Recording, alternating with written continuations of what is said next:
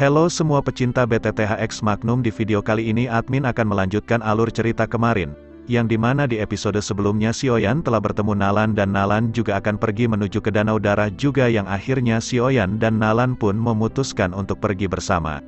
Tempat ini sudah dekat dengan Gunung Mata Surga. Sangat mungkin kita akan dapat mencapai kaki Gunung Mata Langit setelah beberapa saat.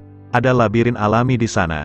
Namun, kami memiliki rubah putih dan tidak perlu terlalu mengkhawatirkannya. Xiaoyan dan Nalan Yanran mereka mulai menelusuri hutan dengan hati-hati. Mereka tahu dalam hutan ini banyak bahaya yang mengintai mereka. Masuk Gunung Mata Surga tidak berarti kita aman. Sebaliknya, itu bahkan lebih berbahaya karena seluruh gunung ini dikendalikan oleh Magical Beast Tribe yang kuat. Mata Nalan Yanran bergeser saat dia melirik Xiaoyan, yang mendengarkan dengan penuh perhatian di sisinya. Xiaoyan berkata, Magical Beast Tribe? Seperti apakah kekuatan mereka? Nalan berkata, suku binatang ajaib ini disebut suku menelan mouse emas. Meskipun kebanyakan dari mereka adalah peringkat biasa 2 hingga 3 Magical Beast, jumlah mereka sangat besar sehingga cukup menakutkan. Mereka adalah pengendali sejati Gunung Mata Surga. Dikabarkan pemimpin suku dari suku ini juga telah mencapai peringkat 7. Kekuatannya sebanding dengan bintang 6 elit Douzong. Dengan Xiaoyan berkata, dengan adanya suku tikus emas itu, bagaimana kita menikmati Danau Darah itu? Pasti binatang ajaib itu juga menginginkan tempat Danau Darah itu, bukan? Nalan Yanran menutup mulutnya dan tertawa pelan. Dia berkata, saat itu, pernah terjadi pertempuran besar meletus di Gunung Mata Surga ini karena masalah kolam darah Bukit Surga. Pada akhirnya, suku tikus mereka mengalami kekalahan. Meskipun mereka telah kalah, namun kolam ini hanya diperuntukkan untuk anak muda, yang membuat para ahli kuat yang sudah tua itu tidak dapat masuk ke gunung ini untuk menemani anak-anak mereka. Sebagai akibat dari faksi-faksi ini takut anak-anak mereka yang masuk gunung ini akan dihabisi suku tikus, yang akhirnya mereka mencapai kesepakatan. Suku emas menelan tikus akan menempati 2 dari 10 tempat di kolam darah surga gunung. Hanya 8 tempat lain yang tersedia untuk digunakan semua orang. 8. Xiaoyan segera merajut alisnya ketika dia mendengar ini. Itu tidak terduga sudah tidak mudah untuk menjadi salah satu dari 10. Sekarang, hanya bisa 8 orang. Kesulitan kompetisi melonjak. Tidak ada pilihan. Kita harus cepat tiba di sana. Nalan berkata, benar, namun kita harus tetap berhati-hati. Walau suku tikus telah membuat kesepakatan, mereka akan tetap menyerang kita. Walaupun mereka tidak akan membuat kita tewas. Oleh karena itu, sebaiknya jangan menyinggung anggota suku tikus setelah kita memasuki Gunung Mata Surga.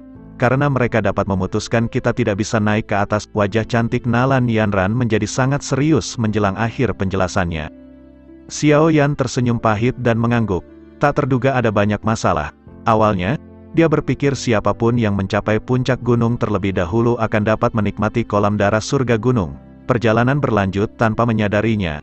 Kabut di sekitarnya telah menjadi jauh redup sementara mereka berdua sedang bercakap-cakap. Sesaat kemudian, deretan pohon yang menjulang tinggi tiba-tiba muncul di hadapan mereka. Hanya ada pintu pohon yang memungkinkan mereka lewati dan terlihat banyak orang di depan pintu itu. Seperti mereka akan menuju labirin. Jelas, mereka semua orang yang memiliki pikiran tentang kolam darah surga di gunung. 10 orang ditambah berbalik dan melirik Xiaoyan setelah melihat ada orang-orang baru yang telah tiba. Segera, tatapan mereka membeku pada rubah putih kecil di pelukan Nalan Yanran. Banyak teriakan gembira terdengar. Semua tatapan tiba-tiba berubah ke Nalan Yanran. Mereka yang berhenti di sini tidak mengetahui metode untuk memecahkan labirin. Kemunculan tiba-tiba dari rubah putih segera menyalakan hati mereka yang putus asa. Wajah cantik Nalan Yanran berubah sedikit setelah ditatap oleh begitu banyak tatapan panas. Dia memeluk rubah putih dan dengan lembut mundur selangkah. Ikuti aku, tidak perlu takut. Xiaoyan samar-samar meyakinkannya. Segera, Dou Qi melonjak keluar dari tubuhnya. Kekuatan 9 bintang Dou Huang melonjak keluar dari tubuhnya tanpa menahan diri. Aura kuat segera menekan orang-orang yang akan membuat masalah. Kekuatan orang-orang ini kebanyakan berada di sekitar bintang 5 Dou Huang atau di bawahnya. Kekuatan mereka tentu jauh lebih lemah dibandingkan Xiaoyan. Mata Xiaoyan dengan dingin dan perlahan menyapunya. Suara yang mengandung niat membunuh dipancarkan dengan lembut, menyebabkan wajah semua orang berubah. Mata mereka mulai berjuang. Kaki Xiaoyan perlahan berjalan di tanah yang dipenuhi daun kuning lapuk. Nalan Yanran mengikuti di belakang Xiaoyan. Mata jahat di sekitarnya menyebabkan tangannya dipenuhi dengan keringat dingin. Langkah kaki Xiaoyan dengan lembut mendarat. Dia melihat pohon-pohon yang kurang dari 10 meter darinya, dan hampir menghela nafas lega. Namun orang itu berkata, semua orang, mari kita serang bersama. Setelah kita merebut rubah putih itu, kita akan dapat memiliki bagian dari kolam darah Bukit Surgawi. Suasana tegang rusak setelah teriakan liar. Perjuangan di mata cukup banyak orang digantikan oleh keserakahan yang padat saat ini. Danau darah memiliki daya tarik yang sangat besar bagi mereka. Namun, jika mereka tidak memiliki rubah putih untuk memimpin, mustahil bagi mereka untuk keluar dari labirin. Oleh karena itu, meskipun mereka jelas tahu bahwa itu Xiaoyan kuat, mereka hanya bisa keluar semua dan mempertaruhkannya karena daya tarik kolam darah Bukit Surgawi. Namun tidak lama orang yang memprovokasi itu berbicara, kilatan cahaya segera muncul di hadapan, yang membuat semua orang kaget. Tiba-tiba dia terpental setelah terkena hantaman Xiaoyan yang sangat kuat. Akhirnya, sosok itu dengan kasar menabrak pohon besar. Sosok manusia yang mendarat di tanah segera mengeluarkan seteguk darah segar. Ekspresinya langsung berubah pucat. Tatapannya berisi sedikit keterkejutan dan keganasan saat dia melihat tempat Xiaoyan berada. Yang bisa mereka lihat hanyalah seorang yang tidak beruntung, yang telah menjadi orang pertama yang terkena hantaman. Aku tidak akan menahannya lain kali. Mulutnya perlahan-lahan mengeluarkan beberapa kata yang dipenuhi dengan niat membunuh yang keras. Keserakahan yang baru saja melambung dari hati mereka juga sedikit memucat karena shock. Mereka saling memandang dan tidak ada yang berani menyerang lebih dulu. Salah satu orang berkata, jika kita tidak memasuki labirin, kita harus menunggu 3 tahun sebelum seseorang dapat memperoleh peluang seperti itu lagi. Jika selama kita bisa ke danau darah, semuanya akan sepadan. Teriakan marah yang dipenuhi dengan hasutan sekali lagi terdengar. Mata Xiaoyan telah berubah luar biasa gelap, dingin pada saat ini. Dia perlahan memutar kepalanya dan melihat orang yang berbicara. Itu masih mengejutkan orang itu dari sebelumnya. Xiaoyan melihat orang yang menghasut itu. Orang itu segera kedinginan ketika dia dilihat oleh Xiaoyan. Xiaoyan sangat marah kepada orang yang menghasut itu. Dengan kecepatan kilat Xiaoyan telah ada di depannya. Tubuhnya tiba-tiba menegang. Ini karena dia melihat sosok dengan cepat muncul di depannya dengan cara seperti hantu. Namun orang itu tidak berhenti, dia malah berkata, "Apa yang semua orang tunggu? Meskipun orang ini adalah bintang 9 Do Huang, dia jelas tidak akan menang melawan semua bersama-sama." Xiaoyan yang melihat hal ini, dia murka. Tangan Xiaoyan dipenuhi dengan api hijau giok. Dengan kejam menembus bagian belakang jantungnya seperti pisau tajam. Ekspresi Xiaoyan dingin setelah membunuh orang ini dengan satu serangan. Dia bisa merasakan keserakahan di mata orang-orang itu. Telah benar-benar kebingungan. Api di tangan Xiaoyan melonjak keluar dan langsung membakar mayat orang ini menjadi abu. Tubuhnya bergerak dan sudah tiba di samping Nalan Yanran. Namun setelah mereka melihat kekuatan Xiaoyan yang sangat mengerikan pun, orang-orang yang berada di tingkat Do Huang ini, mereka benar-benar masih berniat untuk mengambil rubah putih yang berada di tangan Nalan. Karena mereka sangat berambisi untuk bisa mencapai ke danau darah. Bagaimanapun mereka telah sampai sini saat ini untuk ke danau darah itu. Danau darah memancarkan hawa yang mereka tidak bisa tahan untuk ke sana. Xiaoyan yang melihat hal ini, dia tidak begitu kaget karena Xiaoyan tahu orang-orang ini mereka akan mengorbankan kehidupan mereka untuk pergi ke danau darah ini. Akhirnya para orang-orang ini dia akan bekerja sama untuk mengalahkan Xiaoyan. Xiaoyan yang melihat hal ini, dia langsung menyuruh Nalan Yanran untuk masuk ke dalam pintu labirin. Xiaoyan berkata, "Aku akan menyusul." Akhirnya Nalan dia masuk bersama rubah putih itu.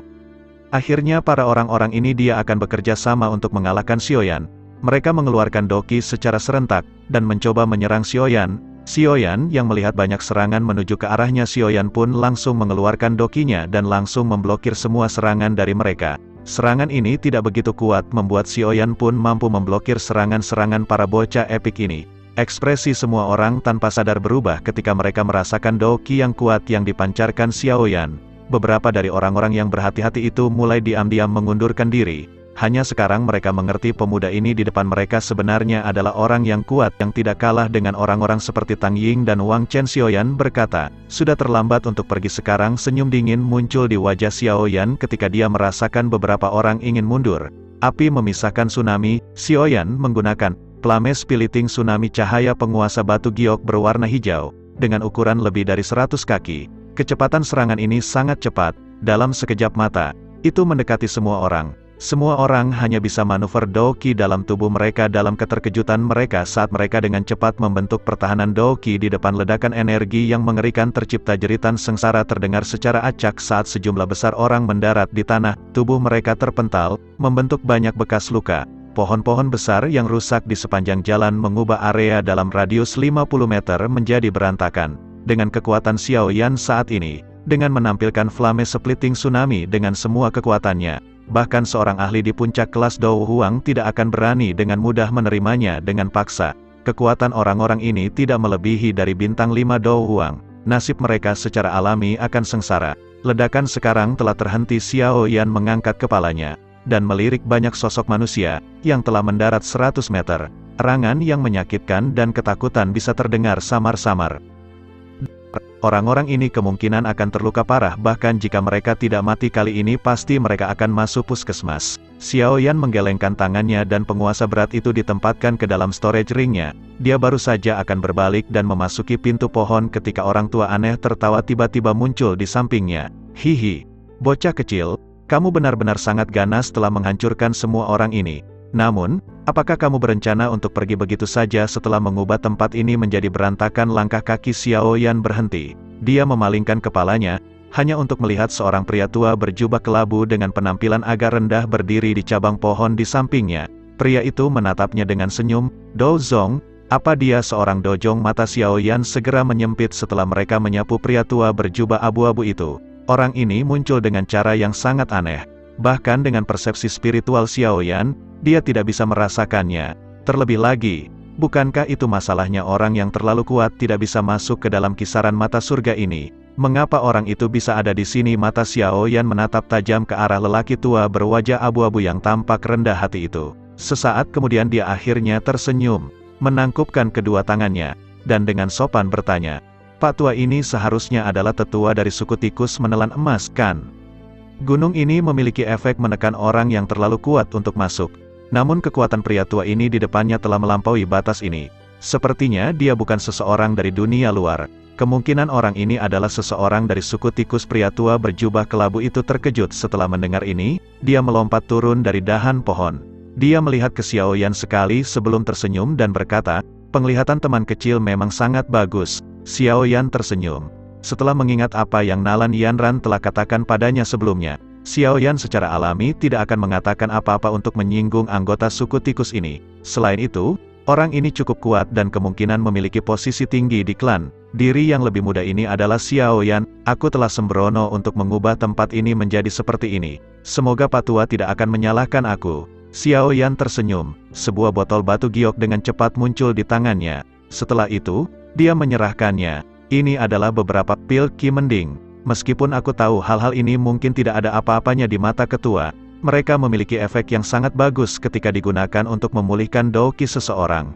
Qi Mending pil adalah pil obat jenis tier 5. Itu memiliki efek memungkinkan Dou Huang atau Dou Zong untuk memulihkan Dou Qi mereka pada tingkat yang lebih cepat, dan dianggap sebagai pil obat tingkat tinggi." Pria tua berbaju abu-abu itu terkejut saat melihat aksi Xiao Yan ini. Namun, matanya yang sipit langsung bersinar ketika dia mendengar nama Qi Mending pil. Obat pil bahkan lebih langka dari perspektif magical beast karena hanya manusia yang memiliki alkemis. Meskipun beberapa magical beast mampu memperbaiki pil obat dengan mengandalkan bakat mereka, mereka terlalu sedikit jumlahnya.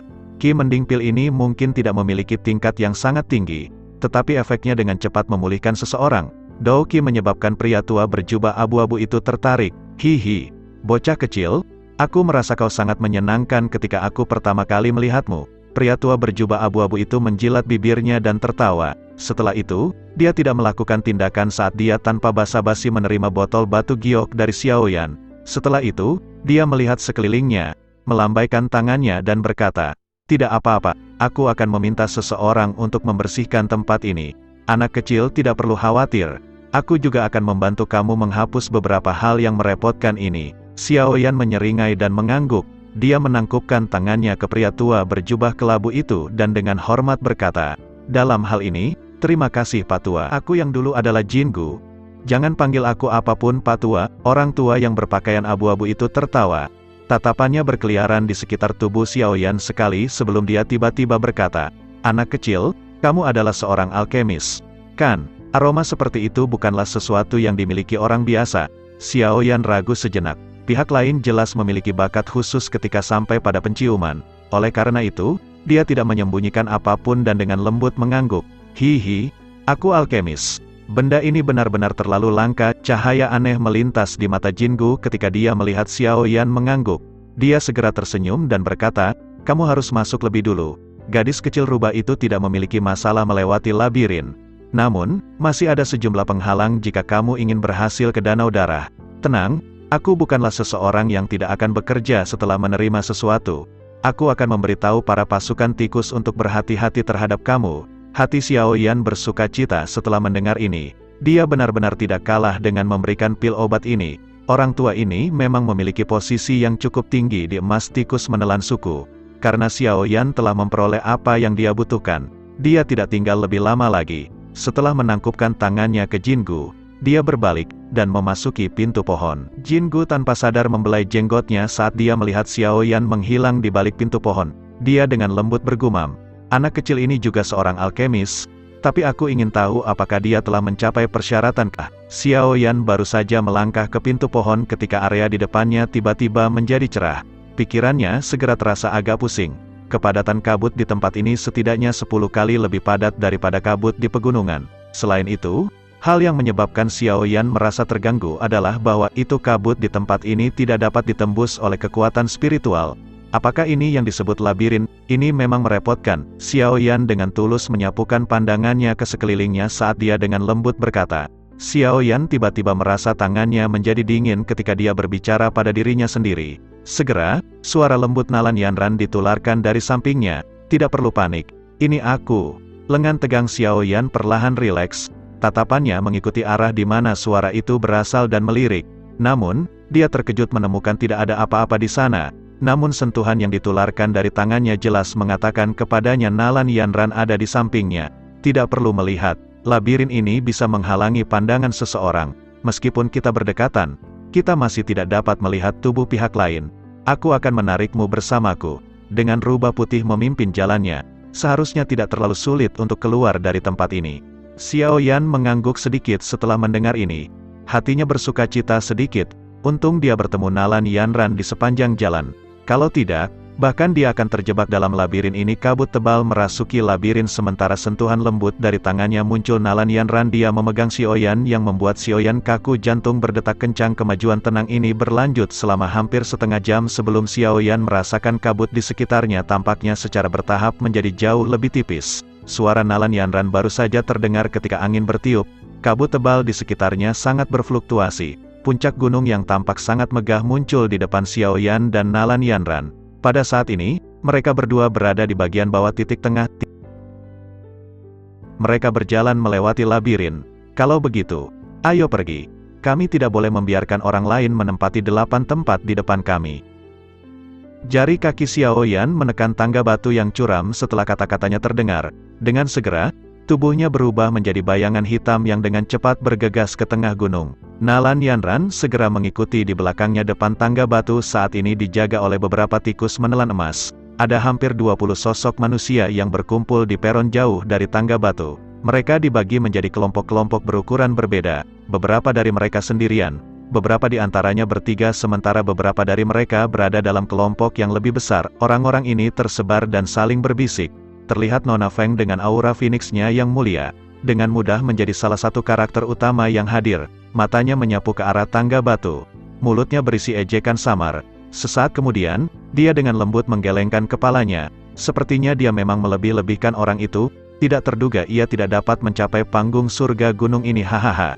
Kemarin dia cuma pakai joki, ternyata gong berbunyi tanda penutupan. Suara angin yang berembus muncul ketika tatapan semua orang bergeser. Dengan segera, dua sosok meluncur dari tangga batu seperti dua anak panah. Setelah itu, mereka terus mendarat di peron. Tawa dingin dan cerah secara acak dipancarkan. "Maaf, aku sudah sampai beberapa saat. Semoga aku tidak terlambat sampai di sini." Mata cantik dari wanita dari Nona Peng memadat setelah mendengar tawa ini. Dia perlahan memutar kepalanya dan melirik wajah muda yang tersenyum. Sesaat kemudian, dia hanya bisa mendengus dingin dan memalingkan wajahnya. Dua sosok manusia perlahan turun dari udara. Akhirnya Xiao Yan dan Nalan dia berhasil lolos dari labirin, dan sekarang akan melakukan tahap selanjutnya. Kemunculan kedua orang ini secara alami menarik banyak perhatian dari mereka yang hadir. Banyak tatapan melesat ke arah dua orang ini. Namun, sebagian besar dari mereka, dengan pengecualian beberapa, tidak kenal dengan Xiao Yan dan Nalan Yanran. Meskipun nama Xiao Yan telah menyebar jauh karena dendam baru-baru ini yang ia miliki dengan Wind Lightning Pavilion, masih ada sedikit celah antara dia dan Miss Feng, Tang Ying, dan individu-individu luar biasa lainnya dari generasi muda di hati beberapa orang. Xiao Yan tampaknya tidak merasakan tatapan-tatapan ini. Matanya menyapu tempat itu. Setelah melihat ada hampir 20 tokoh hadir, hatinya tanpa sadar sedikit terkejut. Tidak disangka kecepatan orang-orang ini sangat cepat. Dia tidak dapat menyusul mereka meskipun bepergian sepanjang malam tentu saja. Sebagian besar alasan untuk ini adalah karena Xiao Yan tidak terbiasa dengan rute. Orang-orang yang hadir kebanyakan memiliki pemahaman yang luar biasa tentang pegunungan mata surga. Selain itu, mereka juga jelas mengetahui beberapa jalan pintas dibandingkan dengan mereka. Xiao Yan, yang tidak terbiasa dengan tempat itu, secara alami berada pada kerugian yang lebih besar. Jika dia tidak menemui Nalan Yanran di menit terakhir, kemungkinan dia akan mengalami kesulitan untuk tiba di tempat ini tepat waktu. Sementara pandangan Xiao Yan menyapu sekeliling, dia berhasil melihat beberapa figur yang dikenalnya. Matanya pertama berhenti di Nona Feng, yang tubuhnya merasuki aura yang mulia. Penampilan wanita ini tidak kalah dengan Nalan Yanran. Nona Feng, yang jaraknya cukup dekat, juga sepertinya telah merasakan fokus tatapan Xiao Yan. Matanya bergerak dan menatap Xiao Yan. Ada sedikit provokasi di matanya. Masalah antara Xiao Yan dan Wind Lightning Northern Pavilion telah menjadi masalah yang cukup besar. Pada akhirnya, bahkan Fei Tian gagal berhasil menangkapnya. Ini menyebabkan Wind Lightning Pavilion kehilangan sejumlah besar wajah. Jika dia bisa menangkapnya dan menyerahkannya ke Pavilion Utara kali ini, Pavilion Utara akan berutang budi padanya. Mereka mungkin akan sangat membantu dalam perjuangan untuk penerus kepala ketua Sekte Petir.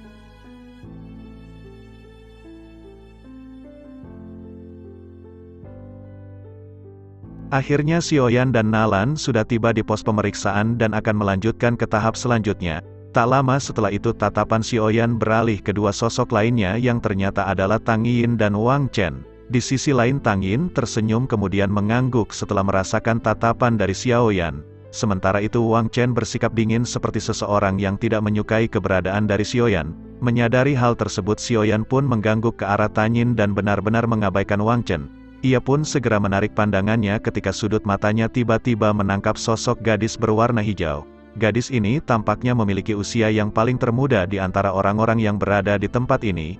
Ia mengenakan pakaian hijau dan tampak sangat imut melihat tatapan Xiao Yan. Nalan pun segera berkata agar Xiao Yan berhati-hati dengan gadis tersebut karena dia tidak sesederhana yang terlihat di permukaan. Mendengar hal itu Xiao Yan pun segera bertanya apa yang dimaksud oleh Nalan. Kata hal itu dikarenakan ia adalah orang yang paling menonjol di antara generasi muda di Pavilion Bintang Jatuh. Xiao Yan sedikit terkejut kemudian bertanya apakah wanita tersebut bernama Mu Qingluan. Nalan mengangguk kemudian menjelaskan bahwa jumlah murid di dalam Pavilion Bintang Jatuh mungkin paling sedikit di antara 4 pavilion, namun mereka semua memiliki kemampuan yang luar biasa. Di antara semuanya mungkin Mu Qingluan adalah sosok yang paling menonjol di antara mereka. Selain itu ia mungkin tampak seperti gadis kecil di luar, namun ia terlihat sama beberapa tahun yang lalu. Tidak ada perubahan sedikit pun dalam penampilannya selama bertahun-tahun ini. Dengan kata lain, mungkin Mu Qingluan ini memiliki penampilan yang awet muda. Xiao Yan pun sedikit terkejut setelah mendengar penjelasan dari Nalan.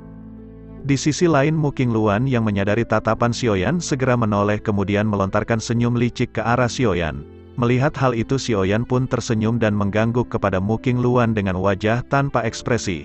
Dalam masalah itu ketika Xiao Yan dan Nalan akan masuk ke peron, seorang lelaki tua kecil di dekat tangga batu segera melirik ke arah mereka. Si pria lanjut berkata bahwa ia adalah pemimpin dari suku tikus menelan emas bernama Jinsi. Karena mereka semua telah tiba di tempat ini maka ia berpikir tidak satu pun di antara mereka adalah orang yang biasa. Tentu mereka menyadari bahwa hanya dengan melewati pos pemeriksaan maka mereka akan dapat memperoleh 8 tempat yang tersisa. Mendengar hal itu tatapan Xiao Yan pun terhenti pada tubuh Jinsi dan sesaat kemudian ia sedikit merajut alisnya. Dari suaranya Xiao Yan samar-samar bisa merasakan bahwa Jinsi sepertinya memiliki luka yang cukup serius di dalam tubuhnya.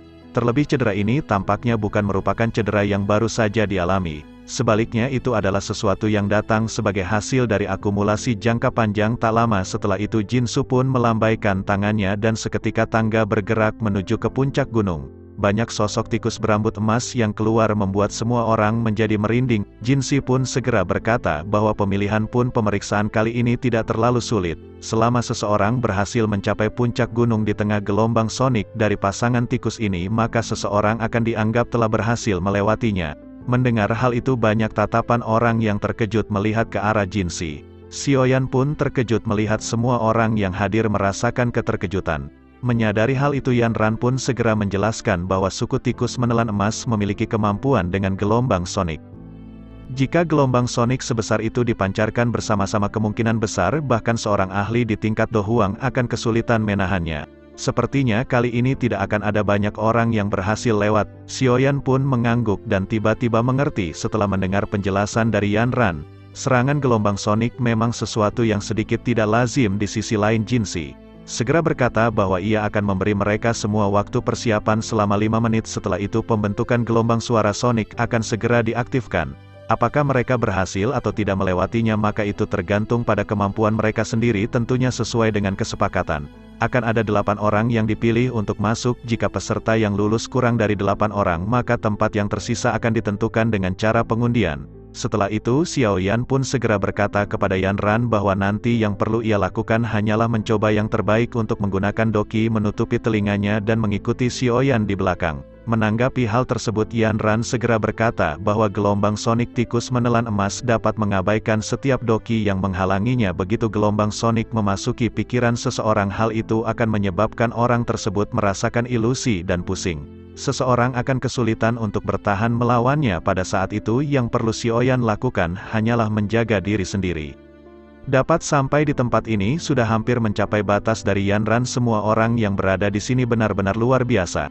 Dan akan sangat sulit bagi Yan Ran untuk bersaing dengan mereka. Menanggapi hal itu Xiaoyan pun mengerutkan keningnya dan tidak menyangka bahwa gelombang sonik tikus menelan emas ini benar-benar merepotkan. Ia segera bertanya bagaimanakah cara mereka bisa melawannya. Yan Ran pun segera menjawab bahwa seseorang dapat mengandalkan doki yang kuat dan dengan kuat pula berusaha menghadapinya. Atau cara lainnya adalah seseorang juga dapat menggunakan teknik gelombang sonik untuk melawannya namun suku tikus menelan emas lahir secara alami. Sebagai ahli dalam serangan gelombang sonik, kemungkinan serangan gelombang sonik biasa akan mengalami kesulitan melawan mereka. Mendengar hal itu Xiaoyan mengangguk kemudian berpikir bahwa ternyata teknik yang diperlukan adalah teknik gelombang sonik yang kuat. Yang akhirnya Jinsi segera melambaikan tangannya dan berkata bahwa waktu terobosan pos pemeriksaan akan dimulai. Akhirnya Xiaoyan akan menuju tahap akhir ke Danau Darah, yang nantinya Xiaoyan akan bertemu dengan gurunya yang ditahan oleh Hall of Soul. 这里是魂殿，小燕子，师傅，对不起，弟子无能。